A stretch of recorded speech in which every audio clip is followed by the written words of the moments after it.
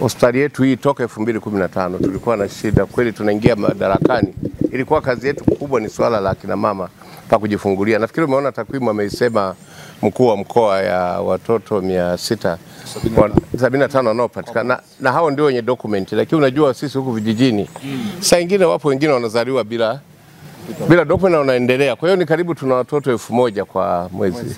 Fikiria sasa ongezeko namna hiyo la watu, na tunajitahidi tunabeba jukumu lote hili, na dawa nyingi mara nyingi ni halmashauri yetu, manispaa yetu inatoa hiyo huduma.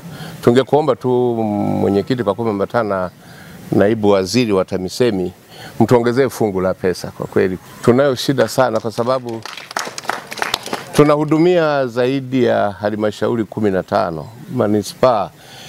Wote jirani zetu wote wanakuja hapo. Unavyoona magorofa yanang'aa hivi, na wao wanatizama kwamba wanaleta pia wagonjwa wao hapa, na hatuwezi kuwazuia.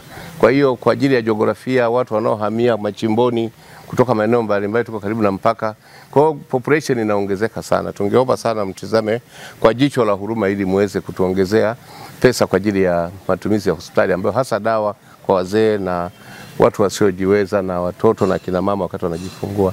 Baada ya hilo, jamani wananchi, mimi sina mengi. Kama alivyosema mwenyekiti, viongozi wangu wa Chama cha Mapinduzi, msije sasa mkakata umeme hata kama ruku imo. Na mimi Mheshimiwa Mwenyekiti, jengo hili limesanifiwa na litajengwa kwa jumla ya shilingi bilioni 6.7. Mpaka sasa tunaona halmashauri wamepambana kwa kiwango hichi. Mheshimiwa Mwenyekiti, tunaenda katika kipindi cha budget, na sisi kama serikali kuu kazi yetu nyingine na wajibu wa msingi ni kuendelea kuunga mkono jitihada za mamlaka za serikali za mitaa.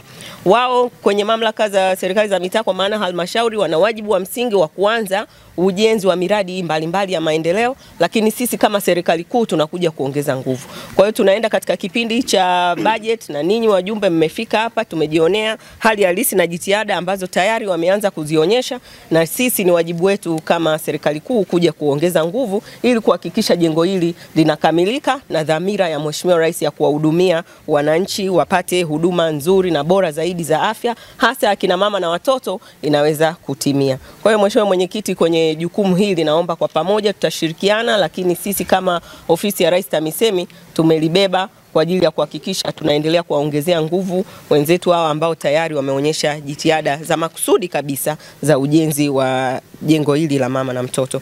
Nikisema kidogo tu Mheshimiwa Mwenyekiti, katika sekta ya afya kwa miaka 4 Mheshimiwa Daktari Samia Suluhu Hassan amewekeza trilioni 1.29 katika sekta ya afya peke yake. Hapo bado hatujaenda kugusa trilioni 3 katika sekta ya elimu, hatujagusa katika miundombinu ya barabara, hatujaenda kwenye maji, hatujaenda kwenye nishati ya umeme.